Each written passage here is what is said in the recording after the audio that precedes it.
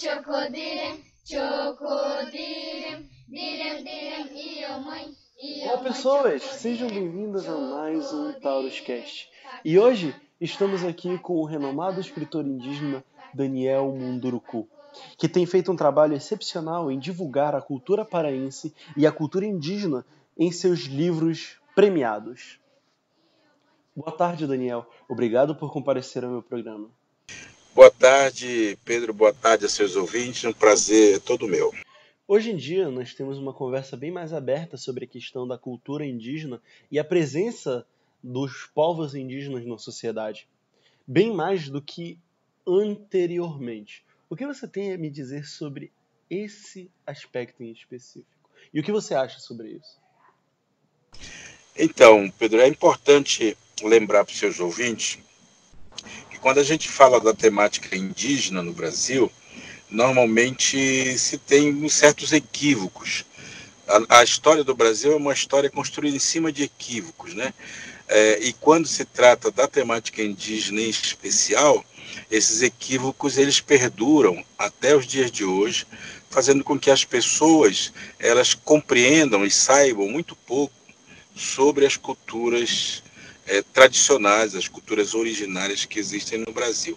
Normalmente, o que a gente aprende na escola ou nos meios de comunicação em geral, é que os povos indígenas são povos do passado, são povos atrasados, ou que são povos que estão dentro de um aspecto da existência, né, que não fala diretamente com as pessoas. Isso é um grande equívoco, porque, na verdade, esse equívoco nasce exatamente da compreensão que as pessoas têm de que o índio é uma coisa só, é uma coisa única, né?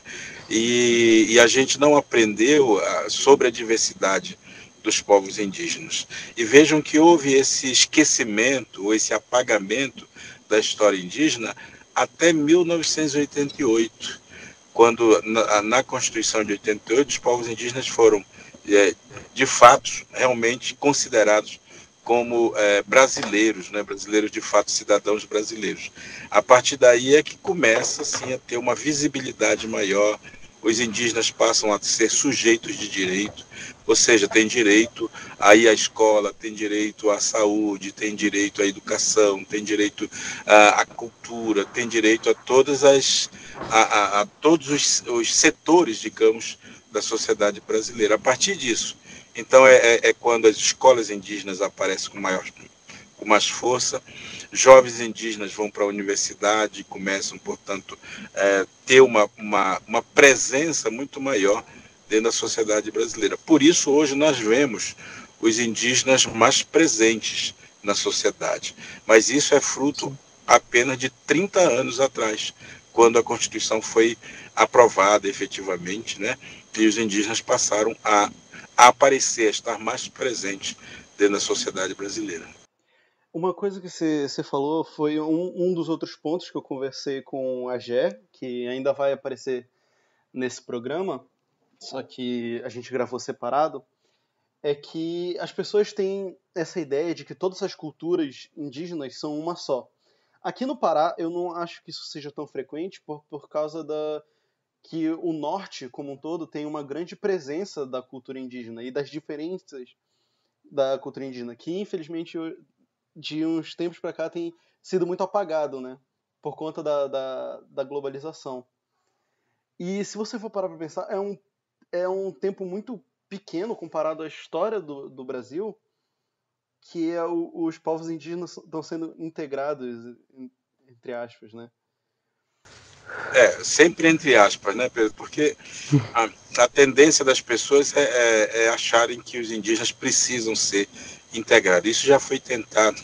A história do Brasil, ela é uma história construída em cima da tentativa do apagamento das populações indígenas. Todo tipo de política já foi feita. E é um apagamento efetivo, né? Eles querem apagar. Exatamente. Isso foi desde o extermínio efetivo, físico, de populações inteiras, quanto uma tentativa disso que se chama de integração à cultura brasileira, né? Ou seja, o indígena, para ser... Isso até 88 foi assim. o indígena, para ser considerado brasileiro, ele tinha que deixar de ser indígena. Né? Isso era a política, inclusive, que os militares tentaram emplacar no Brasil nos anos 70, né? Que era a de fazer com que os indígenas se misturassem na sociedade brasileira, e só aí eles poderiam ter o status de brasileiros, que era o apagamento das identidades. Isso tinha a ver, naturalmente, com toda uma política de integração, como eles diziam, que também tinha a ver com uma política de exploração da Amazônia, coisa que está sendo repetida nos dias de hoje. É bom que se diga, né? É bom que se mostre, que é o mesmo discurso, é como se nós tivéssemos voltado há pelo menos 30 anos, para não dizer mais um pouco, 40, 50 anos no tempo, e estamos ouvindo as mesmas questões que se ouvia nos anos 70 e nos anos 80. Os indígenas sempre estiveram meio apagados dentro dessa história, seja efetivamente, fisicamente, tentando exterminá-los fisicamente, quanto exterminar a sua cultura, porque a integração nada mais é do que destruir a cultura desses povos, o jeito deles ser, a relação que tem com a natureza, a relação que tem com a terra, a relação que tem com uma economia, que é uma economia comunitária, coletiva, né? Destruir essa cultura.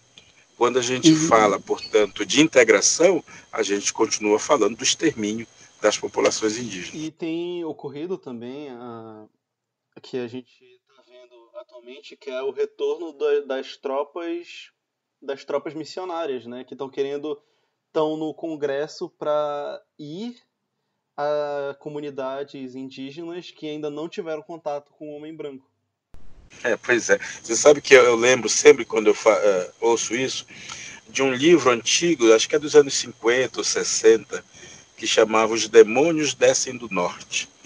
Naquela época, nos anos 60, 70, o governo brasileiro, nessa época o governo militar, ele abria a Amazônia para a entrada dos missionários evangélicos, com o objetivo, diziam eles, de civilizar as populações indígenas. Né? E com isso, essa presença missionária muito efetiva na terra indígena não tinha o objetivo de destruir fisicamente os indígenas, mas destruí-los culturalmente, é aquilo que eu falava antes. Então, o que se faz hoje? É exatamente a mesma política. A ideia dos demônios que descem do norte porque eram missionários norte-americanos que vinham para o Brasil, né, para fazer esse trabalho de integração forçada do indígena na sociedade brasileira. Então vejam que a história se repete, isso é uma coisa terrivelmente macabra, né? Quando a gente percebe que são os mesmos mentores dos anos 60, eles estão presentes hoje fazendo a mesma política. Ou seja, parece que o Brasil democrático não aprendeu absolutamente nada com as lições da história.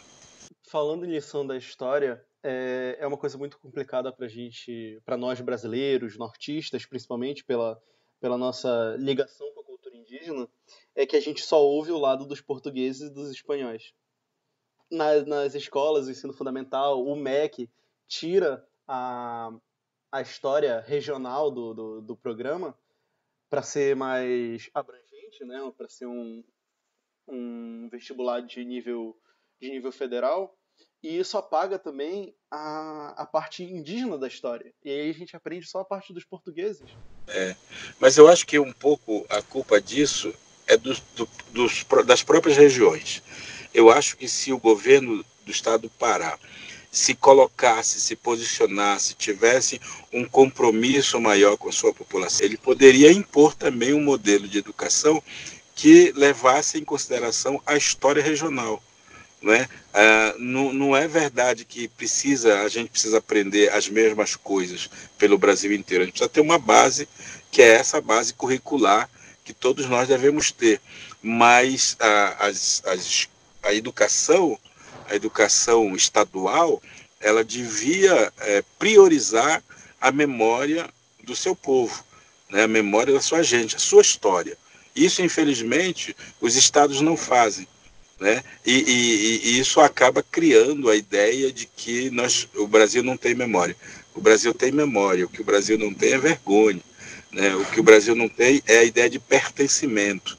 O que o brasileiro não consegue aprender é que nós somos frutos de uma miscigenação, sim, mas nós temos grupos originários que se mantêm, e esses grupos têm o direito de se manterem dessa maneira, dessa forma. E por conta desse apagamento histórico, a gente perde muitas não é que a gente perca, é que é muito ignorado as nossas histórias, como a lenda da Iara. Hoje em dia é muito difícil uma criança conhecer a lenda da Iara. Principalmente aqui no norte, isso é bem triste, saber que aos poucos a gente está tirando do imaginário infantil as histórias indígenas que foram base para os nossos costumes, né? Você sabe, Pedro, que quando eu vou a Belém, eu sou de Belém, né? Eu sou do Pará. Nós dois somos. Quando eu vou ao Pará, eu sempre tenho a impressão de que o Pará é o estado brasileiro que mais tem uma identidade indígena. Porque eu ando pelo Brasil inteiro, vários estados, né? Mas o Pará me parece que tem uma identidade muito peculiar, um respeito, ainda que inconsciente, pela sua história, pela sua trajetória histórica, tem uma criatividade literária que é reconhecida no mundo inteiro, reconhecida, né, pela sua produção literária, pela sua musicalidade. E só o Pará tem isso mais do que os outros, porque é uma coisa muito peculiar, né, do Estado. Então, é lamentável que esse tipo de coisa aconteça, que a nossa memória ancestral, ela acabe sendo esquecida, mas eu acho que o Pará ainda tem a possibilidade de resgatar isso, porque está muito fresco na cabeça das pessoas. É apenas uma geração. Essa geração que vai seguir, que vai aparecer, se ela for preparada para conversar sobre a cultura, conversar sobre essa memória paraense, né, de reconhecimento, inclusive, da luta dos nossos ancestrais indígenas e dos nossos ancestrais negros e dos nossos ancestrais europeus, né, na conquista de uma identidade amazônica, uma identidade paraense, nós ainda teremos a chance e a oportunidade de salvar, né, a história e a memória paraense.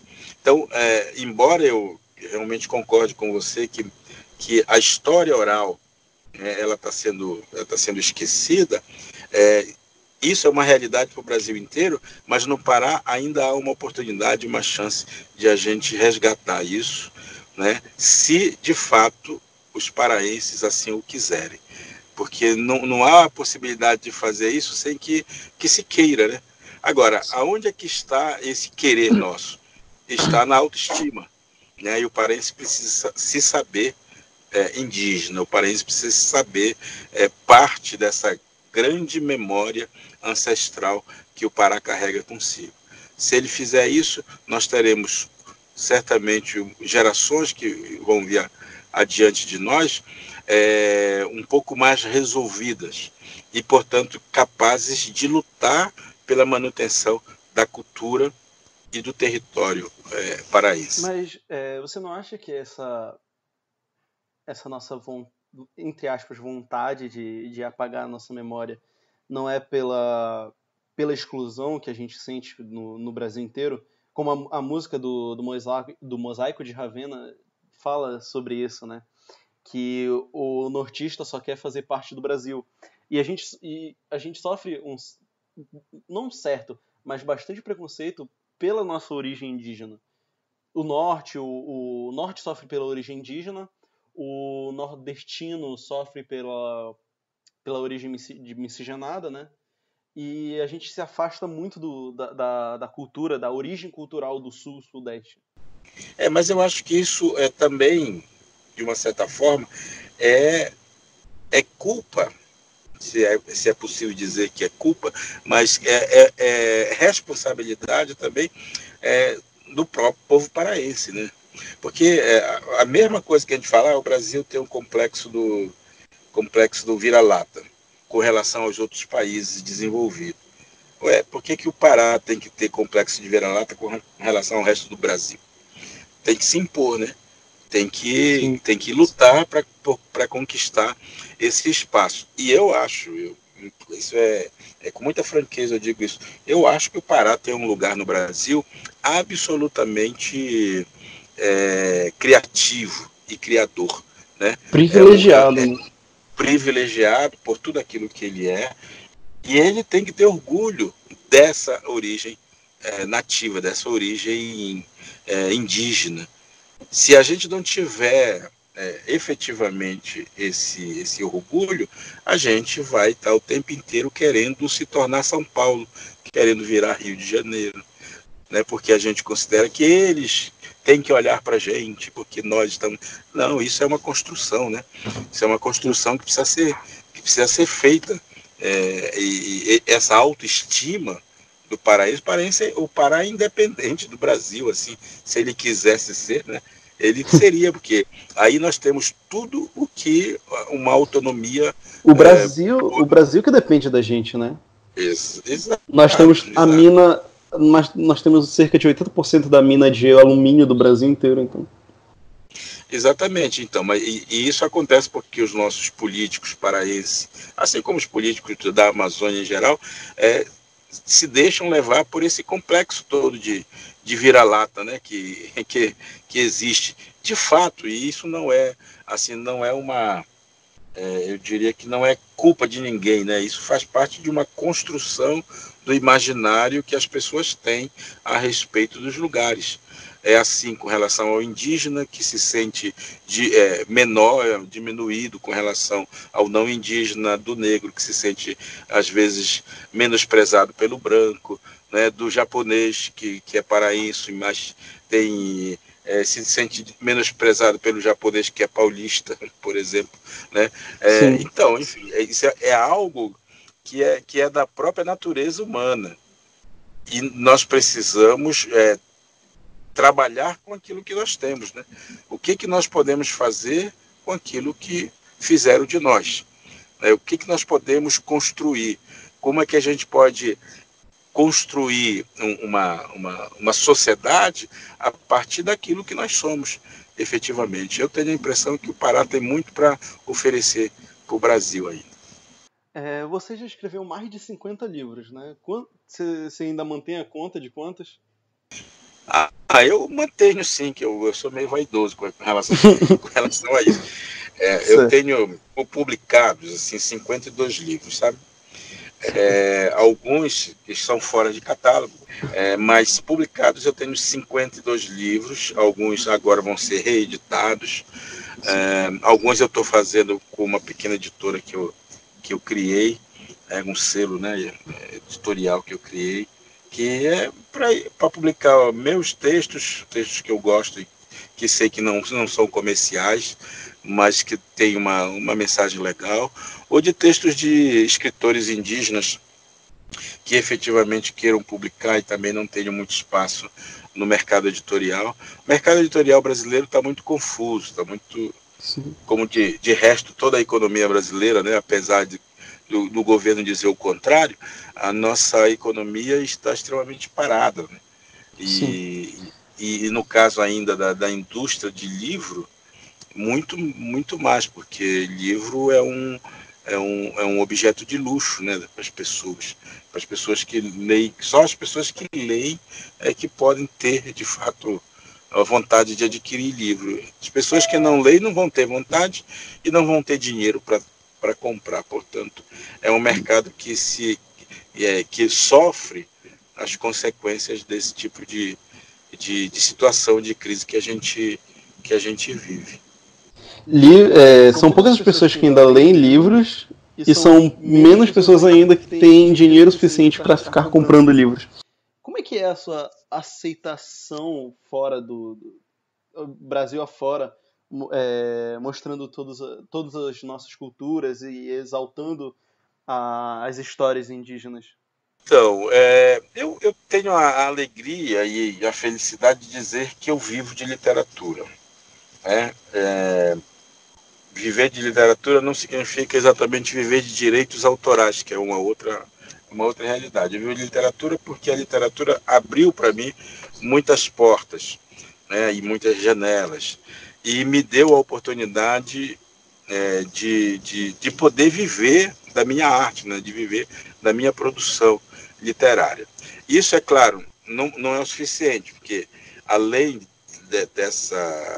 da minha criatividade literária, eu também estudei, né, eu também fiz graduação, pós-graduação, mestrado, doutorado, pós-doutorado, e que isso, aliado ao fato de eu escrever, acabou abrindo essas portas para eu poder dar cursos para professores, para poder falar com estudantes, para poder dar aulas, eventualmente, em alguns lugares, sobre literatura indígena, que é a minha especialidade. Então, nesse sentido, eu vivo da literatura, né? É o meu ganha-pão, é com que eu vivo, efetivamente, é o meu trabalho. Então, por conta disso tudo, por conta de escrever dentro de um segmento específico, que é a temática indígena, por conta de ter um estilo próprio de narrativa, né, que a literatura me proporcionou, isso abriu um flanco muito grande de atuação dentro da sociedade brasileira e me fez uma pessoa conhecida, né, conhecida e, posso dizer, sem falsa modéstia, respeitada por conta disso. Então, assim, a minha literatura, o meu trabalho é muito bem recebido em todos os cantos do Brasil. Eu já andei pelo Brasil inteiro, por todos os estados brasileiros, falando, levando o meu trabalho, a minha literatura.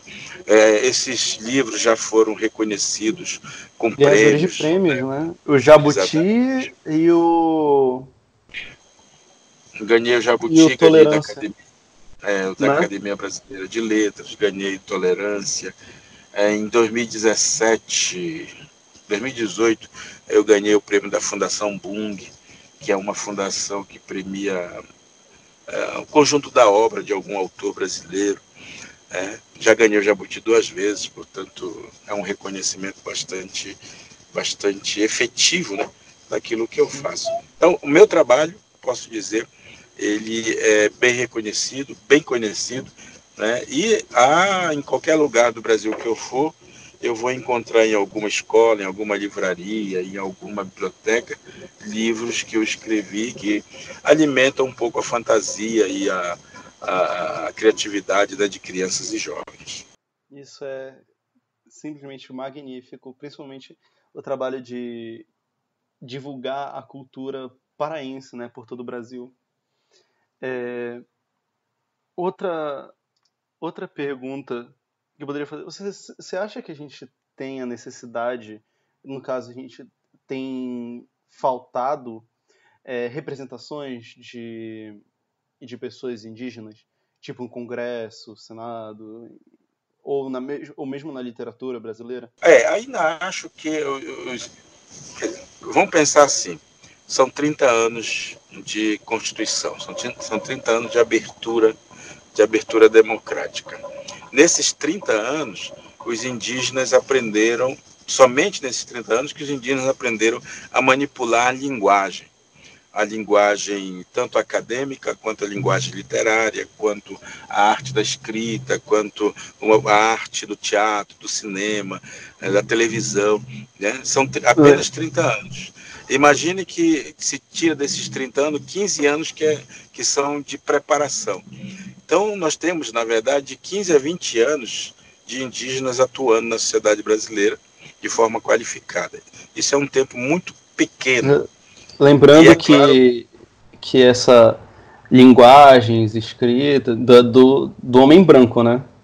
do homem branco, claro, nós todos, eu costumo dizer que os povos indígenas fazem muito esforço para entender, compreender, conhecer o Brasil.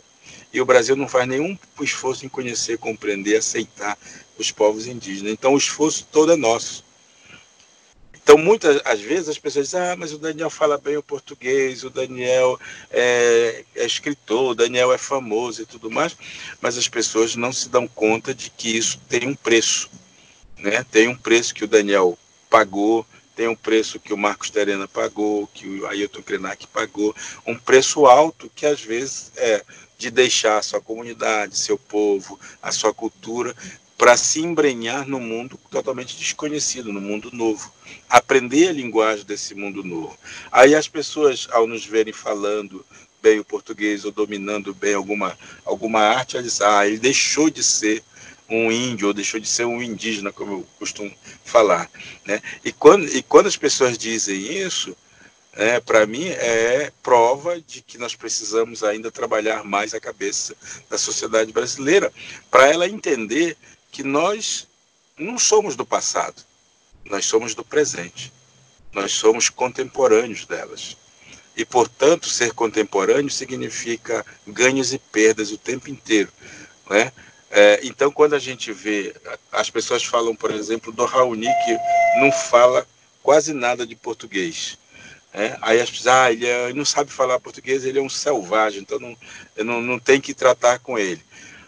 Aí a pessoa diz, mas ele é o índio legítimo, né? Aí, por outro lado, pega um Daniel, ou um Ailton um Krenak, ou um Marcos Terena, uma Eliane Potiguara, uma Sônia Guajajara, que se relacionam muito bem com a sociedade brasileira, que dominam os códigos. As pessoas costumam dizer, eles não são mais índios de verdade por conta disso. Então, veja que é um paradoxo, né? Uma contradição que foi sendo construída e que isso é jogado de uma forma pouco explicada para a sociedade brasileira, e a sociedade acaba aceitando que de fato existe o índio falso e o índio verdadeiro, o índio bom ou o índio mau, né? Como se índio fosse um estado, né? Um título. Exatamente. E que se a gente, ao fazer uma coisa, a gente obrigatoriamente desaprende de fazer outra coisa, né? Então, isso tudo acaba permitindo que muitas lideranças acabem não surgindo, não aparecendo, porque é uma escolha cruel. Ou eu vou para a cidade lutar pelos nossos direitos e corro o risco de não ser aceito pela sociedade, ou eu vou para minha aldeia para proteger meus direitos lá na aldeia, mas estando lá eu não tenho a repercussão que eu poderia ter ficando na cidade. Então existe sempre esse paradoxo, e que as pessoas vão jogar o tempo inteiro contra nós, né? Vão jogar isso contra as populações indígenas, dizendo que para você ser uma coisa deixa de ser outra, etc e tal, né?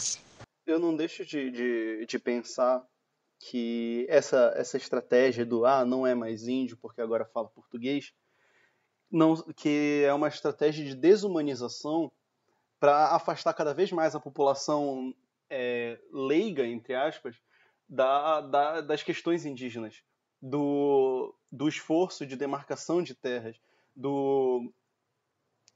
da indignação que é a invasão de terras de reservas indígenas.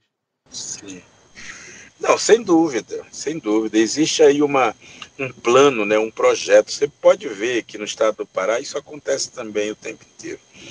Das pessoas, dos poderosos, dos latifundiários, estarem o tempo inteiro perseguindo as pessoas mais simples, as lideranças, maltratando os defensores da floresta e tudo mais, por conta justamente de um projeto, né, um projeto de desenvolvimento que visa a destruição daqueles que protegem o meio ambiente ou daqueles que têm uma visão de mundo diferente. Por que os povos indígenas continuam sendo uma ameaça para esse desenvolvimento, essa visão desenvolvimentista da sociedade? Porque os povos indígenas, eles questionam o sistema econômico capitalista que a gente vive, né? Porque o sistema capitalista, ele é um sistema do indivíduo, né? Ele é extremamente egoísta. E quem enriquece é uma meia dúzia de pessoas com isso. E os indígenas, mantendo a sua luta em proteção do seu modo de vida coletivo, eles questionam justamente a riqueza de alguns sobre a pobreza de outros, né? Entre os povos indígenas, tradicionalmente, isso muda também, mas tradicionalmente não existem ricos e pobres, né? Existe partilha, existe comunhão, existe divisão de bens, assim como existe a divisão de trabalho, de produção e tudo mais. Então existe um conflito de interesses, e eu não ouso deixar de pensar que toda essa perseguição aos povos indígenas que acontece hoje, essa coisa da invasão do território, essa coisa da exploração mineral em terra indígena, essa tentativa de jogar indígena contra indígena, o indígena que quer ser fazendeiro, né, e plantar soja, e plantar e criar gado na sua terra, na terra que é do coletivo. Tudo isso tem um objetivo muito claro, que é tentar desestabilizar esse sistema de vida, esse modo de vida que as populações indígenas estão mantendo já há muitas centenas de anos, talvez milhares de anos, né, de uma maneira, da forma mais digna possível. Então, existe sim um interesse econômico, financeiro nesses territórios, um projeto, né, de destruição. Para quê? Para poder alimentar esse monstro que nós chamamos de capitalismo. Um monstro que ele precisa devorar tudo que está à sua frente para ele se alimentar. Ele não vai alimentar todos, ele alimenta só alguns, mas ele precisa tirar de todos para poder matar a sua fome. Isso é cruel. A luta dos indígenas tem sido a sobrevivência da comunidade e a sobrevivência cultural, né? Sim, e a reinvenção, né? E esse também é uma das coisas que as pessoas não entendem. As pessoas acham que cultura é estar congelado, é fazer a mesma coisa durante 1000 anos, né? Ou apenas o antigo, né? Exatamente. E os indígenas precisam se reinventar o tempo inteiro, né? Porque a história do Brasil é a história da negação dos povos indígenas. E os povos indígenas muitas vezes tiveram que se esconder, tiveram que aprender a falar o português forçosamente, inclusive na Amazônia foi muito comum isso, né? Tiveram que aprender a lidar com essa cultura meio maluca do homem, dito homem branco, né? Para poder manter a sua cultura, ainda que diluída às vezes na própria sociedade brasileira. Então, quando algum indígena diz, eu sou indígena, mas ele tem um cabelinho pichain, né? Eu tenho um cabelinho diferente, aí você diz, mas ele não é mais índio porque, olha, no estereótipo dele não condiz com a nossa ideia de ser índio. Ele quer terra, o índio quer só direito e tudo mais. Isso faz parte do discurso da história única, né? A história contada pelos vencedores, ou por aqueles que se dizem vencedores, que foram pelos exploradores, né? Pelos exploradores. Eles foram criando uma narrativa, essa narrativa foi ganhando força, ganhando espaço, as pessoas passaram a acreditar nela como verdade e não conseguem se deslocar da sua cabeça esse tipo de realidade. É uma coisa meio maluca, mas quando a gente entende isso, a gente começa a entender a história, sabe? E aí a gente começa a ver como a história está se repetindo e como é que a gente engoliu essa eleição passada, como a gente engoliu de uma forma ingênua. A gente foi enganado, se sabia enganado e aceitou o engano. É o museu de grandes novidades. Mas antes de passar para a parte do governo atual, eu queria perguntar que você carrega no seu nome, né, a sua etnia, né, a Munduruku. E como foi para você deixar a aldeia e ganhar o Brasil? Como foi essa mudança mudança de vivência, eu acho? Sei. Não, então, eu sou fruto dessa movimentação, dessa mobilidade social que foi acontecendo ao longo da história, né? O povo Munduruku é um povo de tradição nômade, né, que teve que se tornar sedentário a partir do início do século XX, quando foi colocada as aldeias. O povo Munduruku é um povo que tem uma organização social bastante complexa, difícil. Nessa organização social, nessa espiritualidade que esse povo alimenta, etc.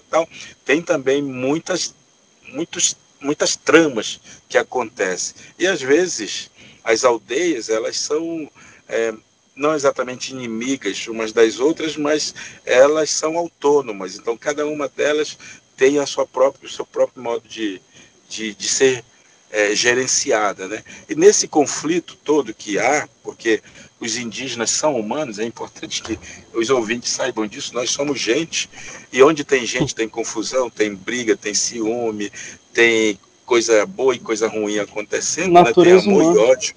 Exatamente, tem amor e ódio aí que estão sempre em movimento. Às vezes essas aldeias ou esses grupos familiares brigam entre si e se obrigam às vezes a fugir de um lugar para outro. Eu sou fruto um pouco dessa mobilização, então tive uma parte da minha família que teve que fugir para outros lugares, para outros cantos, e eu fui educado dentro dessa cultura, claro, mas já muito próximo do contexto urbano, né? E por conta disso tive uma educação entre aldeia e cidade muito mais efetiva. E isso, claro, acabou me levando a estudar na cidade, me levando a ter um contato muito mais permanente com a cidade, e ao mesmo tempo que eu aprendi os princípios básicos do ser munduruku, né? E isso, é claro, estando mais próximo da cidade, eu fui para a escola, eu aprendi o português, né? Claro, quando criança eu falava mais o munduruku, hoje em dia falo bem pouco, né? Mas tive toda essa preparação de ser munduruku, que eu dizia. Então foi uma transição que foi acontecendo. É claro que também, por conta dessas tretas, digamos assim, né, como se diz em São Paulo, dessas tretas, dessas confusões todas que foram acontecendo, em algum momento da minha história eu sentia vergonha de ser índio, né, de ser munduruku, porque isso, a sociedade também, a sociedade paraense, fazia isso naquela ocasião, né, nos anos 70, de dizer que o índio era um ser atrasado, e isso me causava vergonha, obviamente, eu não queria ser assim, né? Não pretendia ser desse jeito. Todo povo minoria acaba sofrendo isso. O Brasil impõe a cultura externa como se fosse a correta, e a nossa cultura interna vai rebaixando cada vez mais. Aconteceu com os povos africanos, os povos negros, até hoje acontece com os povos indígenas, acontece com os povos miscigenados, bem menos, mas acontece com os povos miscigenados. E a cultura branca que é a posta no pedestal brasileiro. Exato, é aquilo que eu falava ainda há pouco sobre a história única, né? Quem que conta a história? Dizem aí, os contadores de história sempre dizem que quem conta um conto aumenta um ponto, né? E o narrador, aquele que vence, é aquele que conta a história. E ele vai contar a história, mesmo que não seja verdadeira, a partir do ponto de vista dele. Ele vai sempre elogiar a sua bravura, ele sempre vai contar a história dos seus heróis, ele sempre vai dizer que ganhou do outro com muita luta e com muita conquista, e que ele é maravilhoso. E aí vai colocar esses heróis que muitas vezes são criminosos, né? Vai colocá-lo como os heróis da história, aqueles que lutaram pelo bem comum, etc, etc, que é o discurso que hoje está aí presente, né? Da pessoa de bem. A gente tem muito isso sobre que foram os criados estereótipos, né? A questão da antropofagia, e acusam os indígenas de violência animal, aí acusam disso, acusam daquilo. Exatamente. A construção de estereótipo se dá exatamente em cima dessa narrativa, né? Quando eu venço a luta, o meu inimigo, ele é muito mais cruel do que eu. E aí, por conta disso, eu tive também que ser maior, ser mais poderoso, ser mais esperto, mais inteligente. Então, quem ganha a guerra sempre se considera superior àquele que venceu, né? Isso só não aconteceu, por exemplo, nos Estados Unidos com relação à guerra do Vietnã, né? Eu ia mencionar isso agora. Toda a tecnologia e com toda a força bélica, e perderam a guerra lá de um povo que tinha orgulho do que era, né? Mas só que quem continua contando a história é esse todo-poderoso. Portanto, E ele eles vai dizer continuam mudando a história de pouco em pouco. Cada exatamente. produção textual, cada produção cultural, eles vão mudando de pouquinho em pouquinho. Mas, para encerrando o programa agora, quero encerrar com um ato de indignação aqui. Como foi para você ver o crescimento eleitoral e a vitória de alguém como o nosso presidente? Olha, assim, do ponto de vista do educador que eu sou, que é o que eu sou de formação, né? Um educador. Eu sim, fiquei muito frustrado. Fiquei muito frustrado por perceber que a educação brasileira, ela nos últimos 30 anos, de fato, não educou as crianças com um olhar crítico suficiente para que elas pudessem fazer a diferenciação entre o que é bom e o que é ruim, sabe? Entre o que é direito, de fato, direito humano. Então eu acabo assim me culpando como educador, mas ao mesmo tempo percebendo que os nossos políticos, e aí eu não tenho culpa nenhuma nisso, que os nossos políticos, de uma maneira geral, eles foram covardes, sabe? Foram covardes porque deixaram chegar a esse ponto, né? A nossa Constituição é uma Constituição cidadã, é a Constituição que garante que nenhum brasileiro é menor que o outro, né? Ou que nenhum brasileiro é maior que o outro, que nós somos iguais. Eu costumo dizer que é a Constituição daquela afirmação, né? Ninguém solta a mão de ninguém. Era isso que estava garantido nesse nosso sistema de seguridade social, nos direitos trabalhistas, nos direitos sociais conquistados, nos direitos indígenas, depois que veio o Estatuto do Idoso, o Estatuto da Criança e do Adolescente, que são leis absolutamente cidadãs, perfeitas, maravilhosas, porque garantia que o Estado brasileiro ia cuidar de cada brasileiro. Então, essa é a nossa Constituição, essa é a nossa marca. Mas o que aconteceu foi que os nossos políticos, claro, aproveitando a fragilidade da nossa sociedade, da nossa democracia, acabaram nos levando, conduzindo o Brasil para um modelo de política que privilegiou alguns, continuou privilegiando alguns e desenvolvendo menos o social para todos. Então, nesse sentido, a culpa disso tudo é mesmo do nosso sistema político, né? A culpa disso é dos nossos representantes políticos, porque os nossos representantes políticos não tiveram um brio, né? Não tiveram ousadia, né? Não tiveram, sobretudo, Vergonha. vergonha, ou mais do que isso, autoestima, né? De serem efetivamente brasileiros, porretas, né?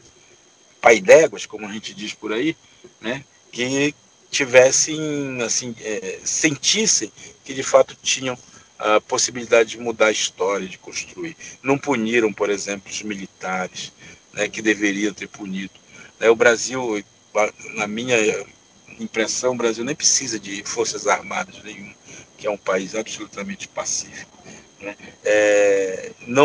Não punindo essas pessoas que cometeram todas essas atrocidades, nossa política, nossas leis acabaram deixando brecha para que aparecesse novamente essa corja toda aí que nós hoje presenciamos.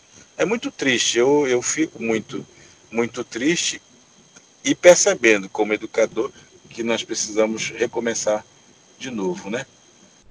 Começar de novo, acreditar, sonhar, pensar que é possível mudar, conscientizar as pessoas, porque nós estamos com uma geração de trogloditas, né?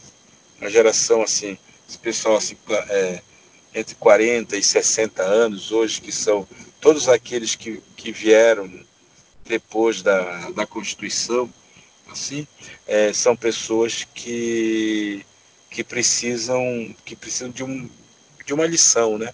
Uma lição de democracia. Gente que defende golpe militar, ou, forças armadas na rua. Essa gente aí não sabe nada, né? Não sabe nada. Eu fico muito triste por conta disso. Eu tinha um professor de história que ele dizia que quando ele via um velho, um idoso, defender a ditadura militar, ele culpava a idade, ele culpava a demência da idade. E quando ele via um jovem defendendo a ditadura militar, ele se sentia na obrigação de explicar o que foi verdadeiramente a ditadura militar. Isso mesmo. É perfeito isso. O trabalho da gente, o trabalho dos educadores, professores, é exatamente esse, né? De a gente agora reconstruir o que a gente perdeu. Né? E a gente perdeu muita coisa nesse processo, infelizmente. Bom, o programa já está bem longo e eu agradeço, Daniel, pela sua participação, por você ter aqui, ter tirado 1 hora do seu tempo. E, enfim, eu só tenho realmente a agradecer por essa conversa que foi bem didática, bem esclarecedora. Tem alguma coisa que você queira falar como despedida? Olha, então, primeiro também agradecer a oportunidade, inclusive dizer que para mim é sempre um prazer, uma honra falar com os meus conterrâneos, né? Eu moro em São Paulo já há alguns anos, bastante anos até, mas é sempre um prazer poder conversar com meus conterrâneos, com os meus patrícios, né? Com as pessoas que de alguma forma, né, fazem parte de mim, fazem parte da minha educação, fazem parte da minha memória ancestral, e fazem parte daquilo que eu sou, efetivamente. Eu estou fora do Pará, mas o Pará não está fora de mim, né? Como sempre dizem por aí, uma frase de efeito, mas que ela tem um sentido muito profundo, e eu gosto sempre de usar isso, né? O Pará não sai de mim, eu sou parte dele, e me sinto extremamente satisfeito e feliz quando eu posso conversar. Sei que os seus ouvintes são de todos os lugares do mundo, né? Mas em especial sendo a origem dessa conversa o Pará, né? Eu fico muito orgulhoso, agradeço a você, as suas perguntas inteligentes, e vamos que vamos. Awai dodo, awai, awai, mãe, ibi majo o ajem, ibi majo o ajem, dekit bododo a umbi majo o ajem. Então, Jé, como primeiro assunto, eu gostaria de perguntar para você se você acha que a gente dá o devido respeito às culturas indígenas, que são as culturas originárias do nosso país. Então, apesar das várias culturas indígenas estarem presentes em praticamente tudo da história brasileira, seja na língua, na culinária, não tem o respeito devido, né? Não tem abordagem suficiente, o que está presente não é valorizado, é silenciado. Então, eu acho que não, acho que na maioria das pessoas falta o respeito adequado. Aqui onde eu moro, boa parte da culinária vem ou da cultura escrava ou indígena. Na região que você mora, a cultura indígena é tão presente ou é um pouco, entre aspas, deixado de lado?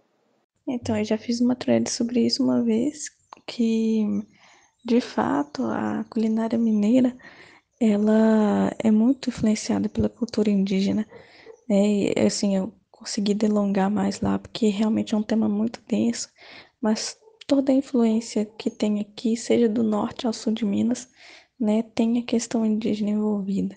Desde o que usa milho, que é muito presente aqui, até o que leva mandioca, a forma como é feita as carnes, né? Tudo tem bastante influência. Então, e não é reconhecido, né? Vira culinária mineira, porque a partir dos anos 70 foi criado esse termo, mas sempre existiu por causa da questão da influência indígena mesmo. Você postou alguns tweets sobre cultura culinária. O que mais você teria a dizer sobre isso? Então, sobre a cultura culinária eu já praticamente falei quase tudo, né? E o que realmente falta é uma valorização e conhecimento real da origem das coisas que se está consumindo, né? Em todos os estados, porque até no sul tem influência indígena, o chimarrão, o churrasco, né? Então falta um conhecimento de fato de onde está vindo aquilo que a pessoa está comendo e por que que ela come aquilo, né? Mas geralmente só conta essa origem dos pratos portugueses, espanhóis, né? O problema que eu vejo aqui no norte é a falta de histórias contando as versões indígenas. Tanto é que eu comentei isso com o Duruku. Estamos sempre falando sobre os portugueses. Acredito que isso seja em todo o Brasil, né? Assim, no norte, né, onde tem uma população indígena bem densa, tem falta das histórias, imagina no restante do país, né? Apesar de que pelo IBGE tem presença indígena, né, em todos os estados do país, né? A abordagem assim consegue ser bem rasa em todo o território. Pouco se fala, o que fala é bem estereotipado, corrobora para preconceitos que a gente passa no cotidiano, né? Ou até a imagem de que a gente já está extinto, quando isso não condiz com a realidade, né? Então aqui no Brasil inteiro isso é praticamente oficial. Uma coisa que eu acho muito triste é o estereótipo indígena que temos, que se divide em duas partes. Um é que todos os povos são iguais, e a ideia de querer colocar o indígena norte-americano como um padrão indígena, como sendo o índio certo. Esse conceito de que todos os povos são iguais vem justamente da palavra índio, né? Que ela pega e engloba todas as etnias em uma só, e que todo mundo tem que seguir aquele padrão imaginado, né? Mas não é realidade, porque atualmente, com todo genocídio e etnocídio, são mais de 305 etnias. Como que uma vai ser igual à outra, sabe? É impossível. Imagina na época da invasão, né? Então, só nesse ponto a gente já vê que essa homogeneidade não existe. E a questão de colocar, né, os indígenas do norte, as várias etnias de lá, como superiores, também acontece bastante porque eles tiveram bastante presença na mídia, né, no imaginário popular, os filmes de Velho Oeste e tudo. Mas também era uma imagem demonizada, igual a nossa. Então, sempre o selvagem, o inimigo do cowboy, né, esse tipo de coisa. Então, também não é uma imagem muito boa, mas que vivem comparando a gente, né? E em outros momentos comparam com outros indígenas da América do Sul ou da América Central, então sempre acontece. Acho que uma boa ideia de se falar é as coisas do nosso dia a dia, que a maioria das pessoas nem sabe que é de cultura indígena. Essa questão de coisas do dia a dia, eu acho que tem bastante material na internet a respeito, porque tem palavras, né, nomes de cidade, palavras no geral no português. Tem a questão da alimentação, tem a questão de hábitos, como hábito de tomar banho, né? Alguns hábitos de higiene, algumas palavras que tem no português que estão em tupi, outras estão em guarani, outras estão até em línguas mais específicas, né? Que não são tão conhecidas. É bastante coisa. Questão musical também, tem muito instrumento indígena que é usado na música brasileira, então tem bastante material sobre isso. Acho que é uma coisa até bem falada. Você acha que a questão da globalização tem sido a culpada para apagar muita da parte das nossas origens, das nossas histórias indígenas? Sobre a questão da globalização, ela tem sua parcela de envolvimento, sim, claro, mas começa muito antes desse conceito, começa exatamente lá na invasão territorial, os vários processos de apagamento que deram, o genocídio, o etnocídio, que é a proibição de, por exemplo, que teve de falar o idioma, a proibição de seguir costumes, né, a questão que eu falei sobre a escolarização indígena que envolveu tornar o indígena, né, um cidadão brasileiro, então teria que perder a língua, teria que perder cultura, né, para ser integralizado, fazer parte da sociedade. Então, tudo tem muita culpa envolvida, sabe? E a globalização veio para dar mais um golpe, ao invés de ser uma questão que seria, todas as pessoas têm culturas diferentes, a gente pode ter trocas e permanecer igual. Não, né? Acabou sendo mais uma questão de, às vezes, a pessoa misturar várias crenças em uma e criar uma religião nova e promover apagamento das crenças originárias que fundamentou isso, né? Então, a gente tem uns problemas com a questão do xamanismo. Então, assim, é uma questão bem problemática, mas que a gente tem que falar desde o primórdio, que foi onde realmente começou a situação. Dos contos brasileiros que você tem contato, qual deles mexe mais com você, com a Gé? Histórias e contos brasileiros. Bom, não sei dizer. Eu me identifico com as histórias do meu povo. Mas, assim, por exemplo, tem uma história que não é do meu povo, que é lá da Amazônia, que é sobre o cobra honorato e a boiúna, que eu gosto desde criança, sempre gostei. Sempre tive um fascínio por essas histórias de cobra grande, porque é uma coisa que não tem no meu povo, né? E que eu não cresci ouvindo falar, mas que através da leitura eu descobri que outros povos acreditavam. Então sempre foi uma coisa assim que eu gostei, mas no geral eu me identifico mesmo com as histórias do meu povo, né? As histórias que as pessoas da região do meu povo falam. Acho que seria excelente você nos contar um pouco sobre você, sobre a sua história e, enfim, a sua história, se você puder. Minha pessoa em si eu não gosto muito de falar, eu não acho que eu tenho muito o que falar, porque diante da causa indígena eu sou uma gota d'água no rio, sabe? Então eu nem sei como falar de mim, sabe? Eu prefiro sempre estar falando das pautas, mas assim, eu cresci em zona rural, né? Sou de Minas Gerais, meu povo é do Nordeste de Minas, tenho origem machacalina nos dois lados da família, paterno e materno, né?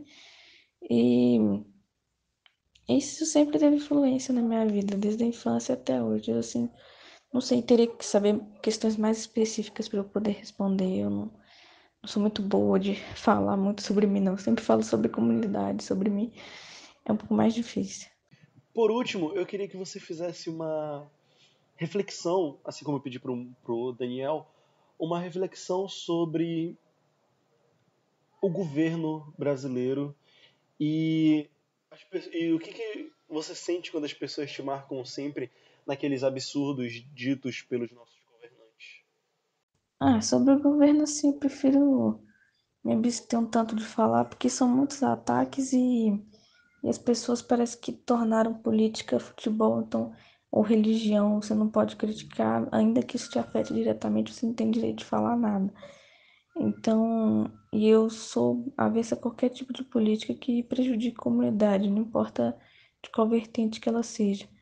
E esse governo em si, ele tem a intenção bem clara de promover catequização, como a gente está vendo, promover o genocídio em si, que é envolvendo essa questão de demarcação de terra, né? Paralisando as demarcações de terra e ainda influenciando negativamente. Um apoio incondicional que o governo tem a grileiro, a invasor de terra, a mineração, toda forma de exploração que acaba nos atingindo, a agropecuária. Então, assim, o posicionamento do governo é bem claro, né, nessa questão da nossa questão indígena em si. Sempre foi claro, desde antes da propaganda política, né, para a eleição, depois da eleição também, nos projetos também do governo, tudo tem sempre um ataque, né? Então, assim, o que eu falo já foi falado por lideranças também, eu deixo mais a opinião deles que é mais oficial, né? E agora sobre a questão de me marcar nas coisas, né? Bom, sobre a questão de me marcar em questão racista, principalmente, eu sou uma pessoa como qualquer outra. Eu não sou uma heroína, eu não sou uma liderança, sabe? Enquanto as pessoas não indígenas estão vendo uma coisa agora, como por exemplo o pronunciamento do Bolsonaro falando sobre a gente, né, ter que evoluir e tal, ser humano como eles, né? A gente já estava debatendo isso e as lideranças já estavam movendo questão judicial a respeito e tal. Então, quando acham que a gente não viu uma coisa, a gente já viu e já conversou. E me marcar nas coisas, sabe? Marcar. Alguém fez um comentário racista no Twitter, vai lá e me marca. Como se eu fosse comprar aquela briga pra pessoa, ou se eu fosse argumentar ali. Sabe, eu não tenho energia para isso, eu tenho uma vida fora da internet também. Eu tenho que trabalhar, eu tenho que estudar, eu tenho que me sustentar, eu tenho que ajudar em casa. sabe? Eu tenho muita coisa para fazer, eu tenho as demandas de comunidade também. E eu tô gestante, então eu tenho a gravidez para cuidar. Eu não posso ficar entrando em cada briguinha da internet, sabe? O que eu faço é deixar a informação ali, as pessoas estudam sobre e criam condição de argumentar por elas próprias se elas quiserem ajudar na causa, né? Agora eu ficar coisa por coisa, sabe? Como se eu fosse uma mãe. Eu realmente, antes de tudo isso, eu sou humana e eu não dou conta. Eu realmente admito que eu não dou conta. Porque uma coisa é a gente fingir que a gente dá conta de tudo, né? E acabar sobrecarregado. Eu, de fato, falo, não tenho condição de estar presente em todas as situações e nem quero, porque eu já passo por situação de racismo, assim, com frequência. E eu não quero, né, ter que lidar com isso de novo, né? Ver alguma coisa que às vezes eu podia ter aberto o Twitter, o Facebook, nem ter visto, mas a pessoa me marcou, eu já tenho que lidar com aquilo, lidar com o que eu passei antes, que é relacionado a isso. Então, sabe, não é uma coisa legal de se fazer, marcar pessoas racializadas em questões de racismo, porque a gente já passa por isso, sabe, direto. Então, eu acho dispensável, sabe? E quando foi que você viu que você estava sendo muito mais ativa nas redes sociais, na questão do, do combate contra os estereótipos indígenas e o racismo estrutural indígena? Eu nunca tive vontade de ser ativa em rede social, não, sabe? A realidade é essa. Eu sempre usei para questão de estudo, quando eu comecei a ter acesso, e para comunicar com outros indígenas e fazer troca cultural mesmo, de, né, como eu aprendi inglês um pouco cedo, eu gostava de conversar com indígenas de outras etnias, de outros países, então eu queria, né, ter esse contato, saber como era a situação lá, esse tipo de coisa, assim. Mas nunca queria ter muito seguidor, ter muita voz, sabe? Eu realmente era uma coisa assim que eu não fazia questão nenhuma, tanto que eu nunca comprei seguidor, nunca fui para grupo de seguidores, essas coisas que o pessoal eu vejo que faz para ser influencer, essas coisas, sabe? Então, eu realmente não sei como que aconteceu esse movimento, eu ainda me assusto, né? Bastante, mas eu simplesmente sempre usei a internet para ter mais informação, para estudar basicamente e comunicar com outras comunidades, com parentes próximos, parentes distantes. Sempre foi uma ferramenta de contato, né? E de conhecimento, só isso. Então, pessoas, esse foi mais um Tauruscast. Obrigado pela sua companhia até aqui. E em breve estarei trazendo mais entrevistas para este canal, dando um raio-x na nossa sociedade atual. Estarei recebendo sempre indicações de temas futuros em meu e-mail. Curta, comente e compartilhe para ajudar o crescimento do meu canal. E eu vejo vocês numa próxima.